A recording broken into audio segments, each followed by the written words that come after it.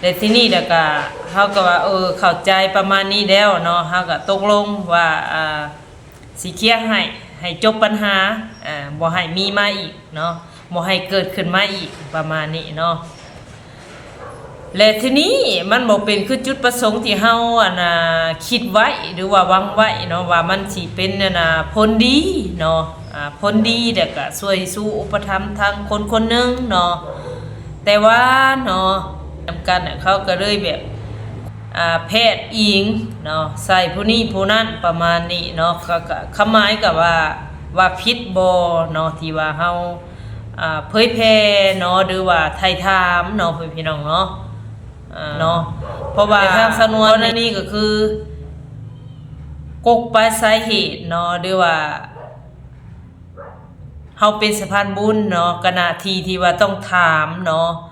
สิเป็นแบบใดมาจังใดเนาะเรื่องราวของมันเนาะแหละจังมาฮอดจุด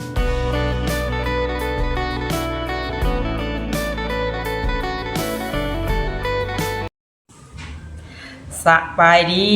และสวัสดีเด้อพ่อแม่พี่น้อง FC ปาดุงเบิดสุขคนก็ยินดีต้อนรับเข้าสู่ซอสนวนสายลุยคือเก่าคือเดิมเนาะพี่น้องเนาะมาพบมาพอกับทาสนวนมานี่ก็อยู่เฮือนอยู่ซานเด้อพ่อแม่พี่น้องเอ้ยเนาะเปิดภาพออกมาก็อยู่นี่ละในเฮือนครัวเนาะเป็นเฮือนครัวแต่ว่ายังบ่แล้วเรื่องกะโหลเนาะยังบ่ได้ปูเนาะก็บ่ฮู้ว่ายามใดสิได้ปูแล้วก็สิเฮ็ดคันห้องน้ำนี่เนาะร้านดังของทาสนวนก็ยังบ่ได้เฮ็ดเนาะพี่น้องเนาะแล้วก็บอนเก็บถ้วยเก็บบ่วงเนาะก็ยังบ่ได้เฮ็ดเนาะมื้อนี้ก็บรรยากาศเนาะพี่น้องเนาะลมหนาวพี่น้องเอ้ยพี่น้องทางฝั่งไทยอากาศหนาวเด้อบ่ช่วงนี้เนาะทางสนวนบ้านสาวนวลนี่หนาวแล้วเนาะทุกคนเนาะตอนนี้ก็คือว่าอาบน้ำก็ต้องได้ต้มน้ำอาบแล้วซุมื้อนี้เนาะลมหนาวเย็น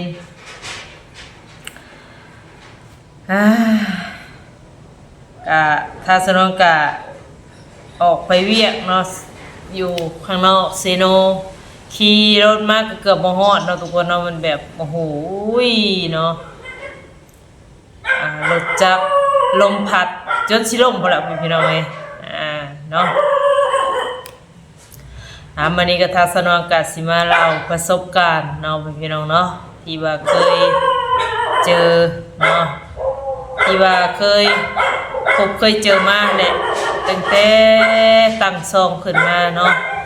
เป็นสะพานบุญเนาะพี่น้องเนาะประสบการณ์มาเนาะพี่น้องเนาะก็คือเริ่มเฮ็ดซองเนาะแล้วก็เป็นสะพานบุญเนาะพี่น้องเนาะอันนี้ก็ทัศนกะอยากขอความคิดเห็นเนาะกับพ่อแม่พี่น้อง FC ปาดงเบอร์สุขคนหั่นล่ะพี่น้องเอ้ยว่าที่สิ่งที่เฮาเฮ็ดสิ่งที่เฮาทำมันผิดบ่เนาะอันนี้ก็เว้าบ่ได้เนาะความรู้บ่ทั่วถึงเนาะพี่น้องเนาะทางเฮาก็ว่าถูกเนาะบางทีก็หลายมุมมองหรือว่าหลายความคิดความอ่านก็ว่าผิดเนาะบ่ถูกเนาะพี่น้องเนาะก็ทัศนวนสิออกมาเว้ามื้อนี้เนาะพี่น้องเนาะก็คือเนาะเฮานี่ไปช่วยเหลือคนที่ว่าลำบากเนาะหรือว่าเพิ่นมีภาระเนาะต้องให้เคลียร์เนาะหรือว่าไกลเกลี่ยประมาณนี้เนาะทุกคนเนาะและก็เป็นสะพานบุญให้เนาะแต่ทีนี้เนาะพี่น้องเนาะทางเฮาก็ต้องถามกกปลายสาเหตุเนาะก่อนเฮาสิไปจ่ายหรือว่าไกลเกลี่ยให้มันลงตัวกันเนาะและทีนี้แหละเฮาก็ถามแต่กกไปหาปลายแต่ปลายไปหากกเนาะ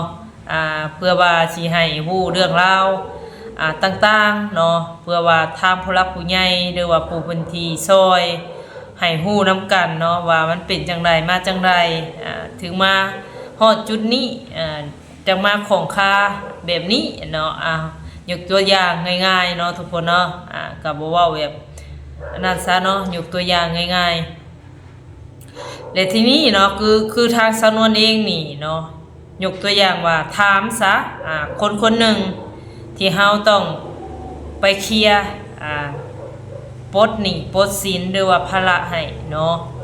เฮาก็ต้องถามว่ามันเป็นจังไดมาจังไดเนาะและทีนี้คนคนนั้นเนาะคนคนนั้นก็เลยตอบว่ามันเป็นมาแบบนี้แบบนี้แบบนี้เนาะแต่ที่นี่เด็กก็เขาก็ว่าเข้าใจประมาณนี้แล้วเนาะเขาก็ตกลงว่าสิเคลียร์ให้จบปัญหาบ่ให้มีมาอีกเนาะบ่ให้เกิดขึ้นมาอีกประมาณนี้เนาะและทีนี้มันบ่เป็นคือจุดประสงค์ที่เฮาคิดไว้หรือว่าหวังไว้เนาะว่ามันสิเป็นผลดีเนาะผลดีเด็กก็ช่วยสู่อุปถัมภ์ทางคนคนหนึงเนาะแต่ว่าเนาะคนคนหนึ่งที่ว่าคือยกตัวอย่างคือทางสำนวนนี่ไปถามซะคนหนึ่งเนาะแล้วเขาก็หมายเหตุว่าคนนี้คนนั้นประมาณนี้เนาะคนนี้คนนั้นแบบว่ารวมกันหั่นนะพ่อพี่น้องเนาะเว้ารวมๆกันเว้าง่ายๆซะเนาะแบบว่าพี่น้องเฮานี่แหละญาติพี่น้องเดียวกันนี่เป็นหนี้นำกันเอาเว้าง่ายๆซะเนาะเป็นหนี้นำกันเขาก็เลยแบบแพทย์อิงเนาะใส่ผู้นี้ผู้นั้นประมาณนี้เนาะก็หมายกับว่าผิดบ่เนาะที่ว่าเฮาเผยแพร่เนาะหรือว่าไถ่ถามเนาะพี่น้องเนาะแต่ทางสำนวนนี่เนาะความคิดทางสำนวนเองเนาะก็บ่มีแนวผิดเนาะเพราะว่ากรณีก็คือกกปลายสาเหตุเนาะหรือว่าเฮาเป็นสะพานบุญเนาะก็หน้าที่ที่ว่าต้องถามเนาะสิเป็นแบบใดมาจังใดเนาะเรื่องราวของมันเนาะแหละจังมาฮอดจุดนี้เนาะเฮาจังสิเคลียร์สิไกลเกลี่ยลงตัวได้ประมาณนี้นะเนาะและทีนี้คนที่เฮาถามบัดเขาก็หมายถึงคนโน้นคนนี้ประมาณนี้เนาะทางสำนวนก็ลงคลิปเนาะลงไปเผยแพร่ไปเนาะแต่ว่าคนที่เขาบ่ได้มาตรงต่อตรงกับเฮาเนาะก็ว่าเฮานี่เป็นคนผิดเนาะที่ว่าไปเผยแพร่หรือว่าโปรโมทแต่ถ้าสำนวนว่าเนาะถ้าบ่ถามแบบนี้มันก็บ่ฮู้เนาะกกไปสาเหตุมันคือว่าเนาะเฮาก็ต้องถามแต่กกฮอดปลายแต่ปลายฮอดกกเพื่อความละเอียดเนาะทางผู้หลักผู้ใหญ่เพิ่นก็สิสามารถซอยเฮาได้เนาะอันนี้มันบ่คือแบบว่าผิดเนาะทุกคนเนาะแต่ว่าคนคนนั้นบัดบ่พอใจเนาะว่าแบบเฮาโปรโมทหรือว่าขายประมาณนี้เนาะแต่ว่าเนาะคนที่เพิ่นเล่าเหตุการณ์มาให้ทางสำนวนนี่ก็เพิ่นก็เล่าแบบว่ามันมาแบบนี้ไปแบบนั้นเนาะทางสำนวนแบบบ่ผิดเนาะทุกคนเนาะอันนี้มันก็ต้องกรณีแบบว่าคนคนนั้นก็ต้องอธิบายแบบนี้แบบนั้นเนาะให้ฟังมันเป็นมาแบบนี้แบบนั้นเนาะยกตัวอย่างเนาะพี่น้องเนาะแบบว่าแบบเฮาไปสัมภาษณ์นี่แหละเนาะ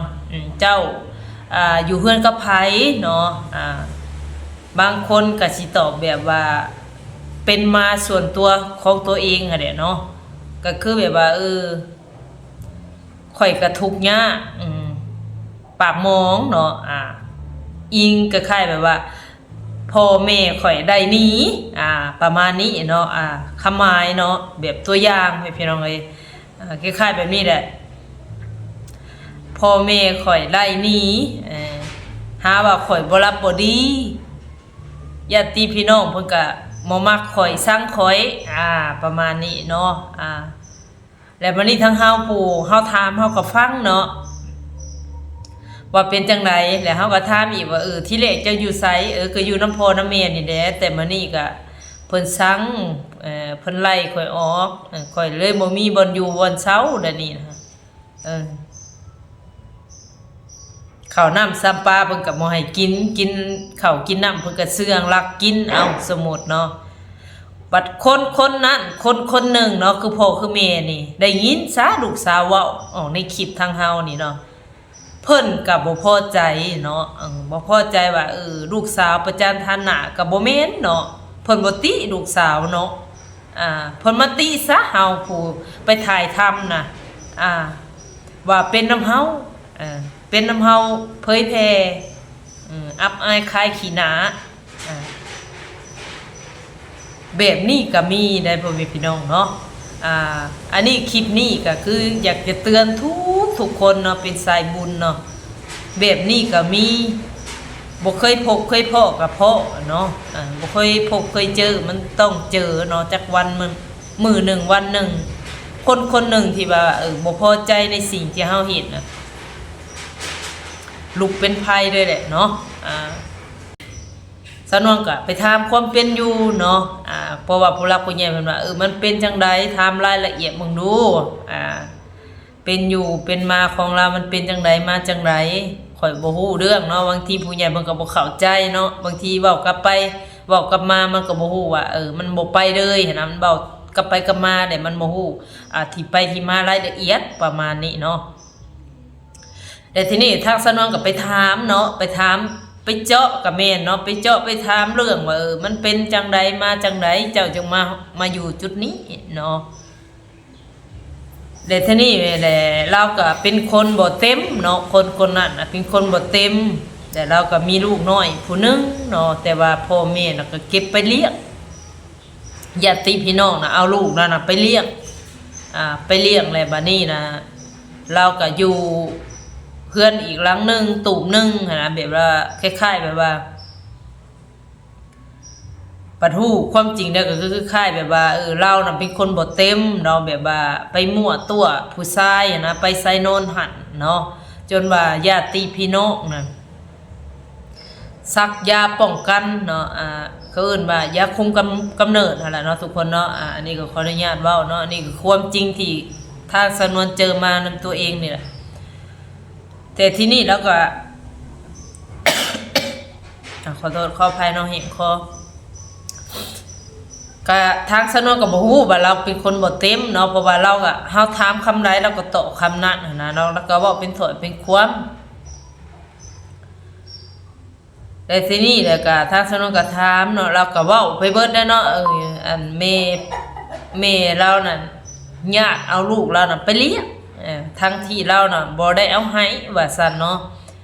เอาไปเลี้ยงแล้วก็แบบว่าอยู่นำมันแม่เด้ยบัดนี้เราเองน่ะอยากได้ลูกน่ะมาอยู่นำแต่พ่อแม่น่ะบ่ยอมประมาณนี้แหละเนาะเดี๋ยวบัดนี้น่ะแนวใดก็ซอยข่อยเด้อทางสนวนเนาะข่อยอยากได้ลูกข่อยมาอยู่นำทางสนวนก็ไปเว้าไปหยังนำพ่อนำแม่เราเองนั่นแหละเนาะก็สิฮู้ความจริงเนาะพี่น้องเนาะบัดนี้เฮาก็ไปถามแม่แล้วว่าเป็นจังไดว่าเป็นหยังคือบ่ปล่อยลูกเราไปอยู่นำเราเจ้าคือเลี้ยงลูกเราทั้งที่เราก็อยู่คนเดียวคือบ่ให้เราไปอยู่นำแม่เราเนาะเว้าตัวอย่างแบบลูกเราแหละแต่ทีนี้น่ะแม่เราก็ได้อธิบายให้ฟังเนาะเป็นแบบนี้เนาะเราเป็นคนบ่เต็มบัดนี้เราโวยวายขึ้นมาแบบเราอารมณ์เสียหรือว่าเฮ็ดอีหยังมาแบบบ่พอใจหั่นน่ะเนาะแบบเราก็สิตีลูกนะเนาะแม่เราเว้าให้ฟังประมาณนี้เนาะสิตีลูกแต่บัดนี้น่ะแม่น่ะเห็นแล้วสงสารเนาะสงสารหลานก็เลยเอามาเลี้ยงแล้วก็เป็นน้าสาวป้าลุงนั่นแหละเอามาเลี้ยงซอยกันบัดนี้เราก็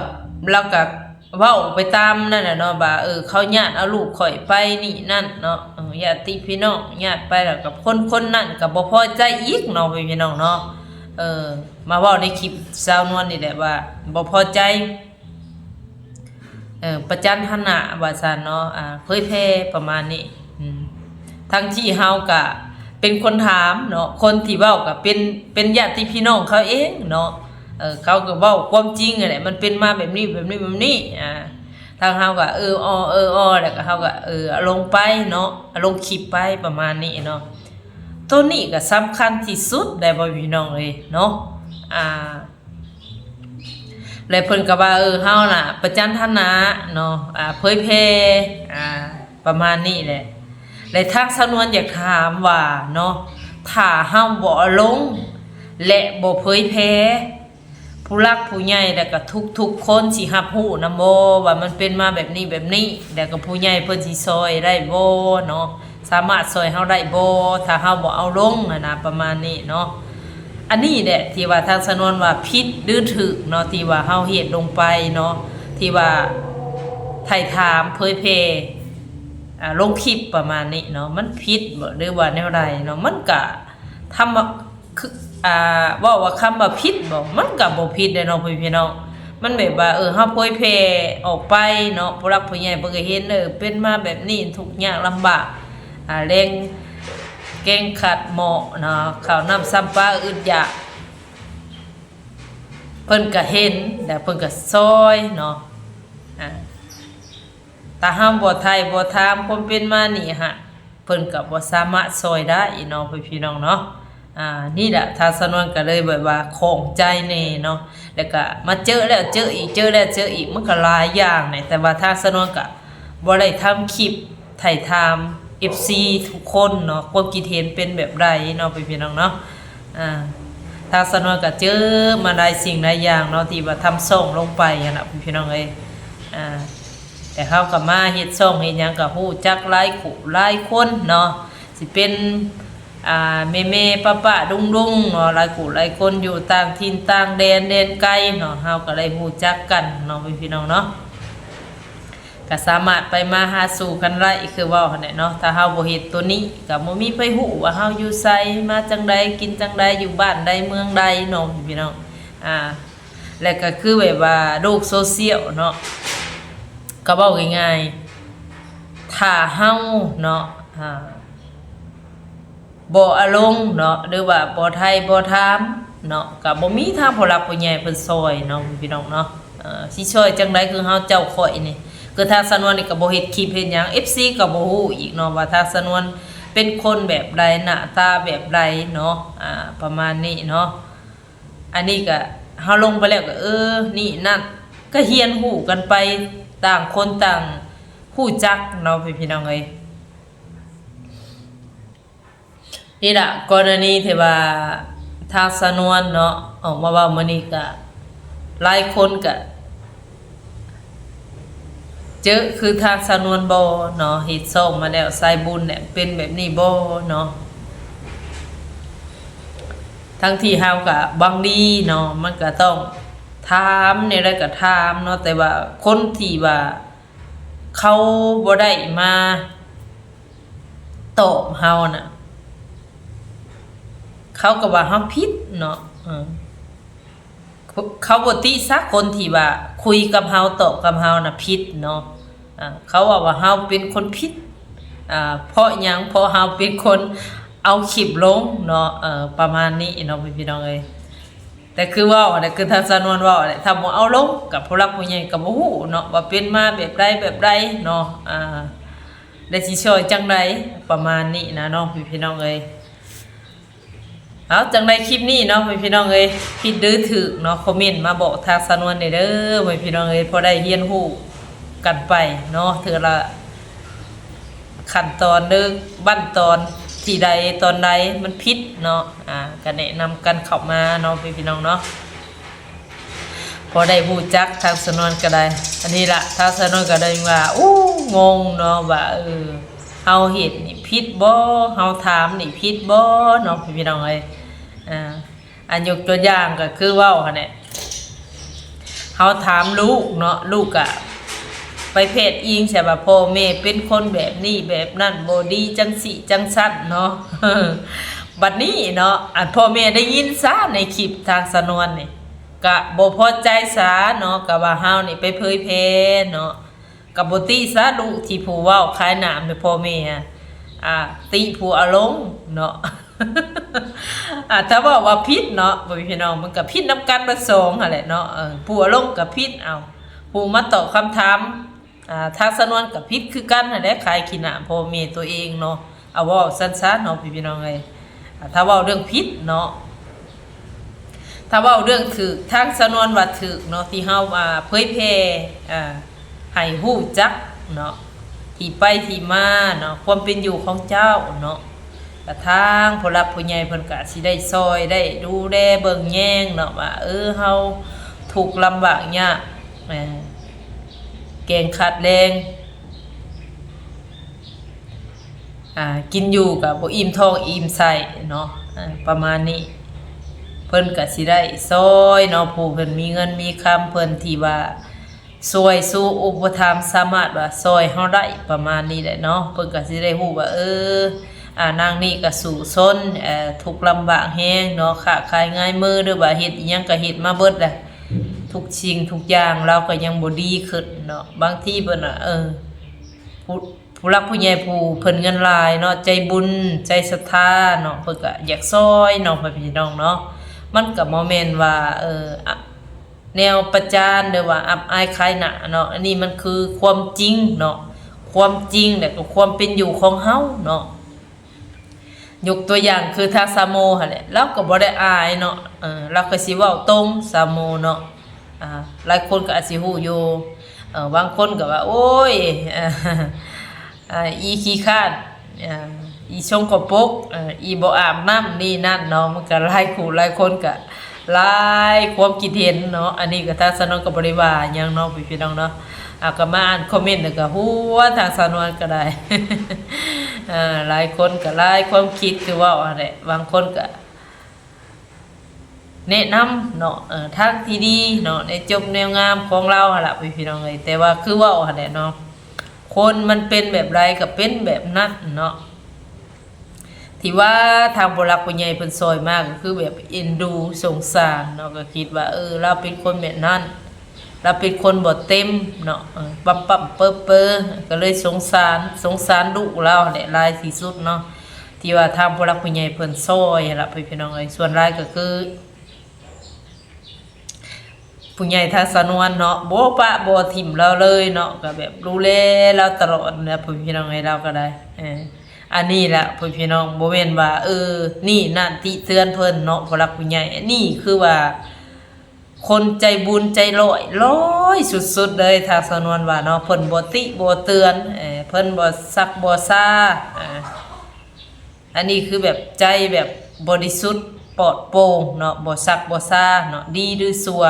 ขึ้นอยู่กับผู้กระทำเพิ่นผู้ซอยเพิ่นก็ดีใจเนาะพี่น้องเพิ่นก็บ่ได้หวังหยังตอบแทนคือว่าน่ะเพิ่นก็ว่าแบบอยากให้ชีวิตเรารอดแล้วก็เบิ่งลูกเราประมาณนี้แหละเนาะทางสะโมก็ได้ทางสนวนก็มื้อนี้ก็บ่ได้ไปเนาะทีแรกก็ว่าสิไปอยู่ก็ว่าสิซื้อเสียมเนาะเสียมไปให้ทางแม่น้องสมโอเพิ่นสิได้ไปเซาะไปเคลียร์หญ้าตรงแถวนั้นแหละเนาะพี่น้องเนาะทางสนองก็ว่าสิซื้อไปให้เพิ่นอยู่เนาะเพิ่นก็ว่าสิเฮ็ดผักเฮ็ดหยังหั่นล่ะปลูกผักปลูกหยังเนาะความคิดของเพิ่นเนาะแต่จุดประสงค์แล้วมันสิไปแบบใดก็บ่ฮู้เนาะอันนี้แหละหลายคนก็ติดตามต่อไปเนาะทางแม่น้องสมโอและก็ทางซาโมเนาะมาอยู่นํกันสิเป็นจังไดเฮือนซานลานเป็ดสิเกียงสิก้อยสิงามบ่เนาะพี่น้องเนาะสิกลับมาคือเก่าบ่เนาะอันนี้ก็อย่าลืมติดตามไปเบิ่งเรื่อยๆเนาะสถานการณ์เนาะว่าความเป็นอยู่2คนเพิ่นเนาะว่าสิเป็นจังไดต่อไปพี่น้องเอ้ยเนาะจังมื้อนี้ก็บ่มีหยังหลายเนาะพี่น้องเนาะมื้อนี้ก็คือทางสนวนเว้าหั่นล่ะมาเล่าประสบการณ์ที่ว่าเจอด้วยตัวเองเนาะผิดหรือถูกให้ FC เมนเข้ามาบอกแน่เนาะพี่น้องเนาะจังไดคลิปนี้ก็ฝากให้พี่น้องเด้อ FC ปาดุงเบิดสุขคนหั่นล่ะอย่าลืมกดไลค์กดแชร์แล้วก็กดติดตามให้ทางสนวนเด้อเบิ่งคลิปทางสนวนแล้วก็อย่าข้ามโฆษณาเด้อพ่อแม่พี่น้องเอ้ยขอให้บุญคำนำสู้เนาะเบิดสุขคนอยู่ดีมีแฮงความเจ็บอย่าให้ได้ความขัดอย่าให้มีเนาะเฮ็ดสิ่งใดธุรกิจการค้าการขายก็ขอให้เจริญไปมื้อหน้าเด้อเนาะสุขกายสบายใจสาธุเนาะจังได๋คลิปนี้ไปเด้อพ่อพี่น้องเอ้ยขอกล่าวคำว่าสบายดี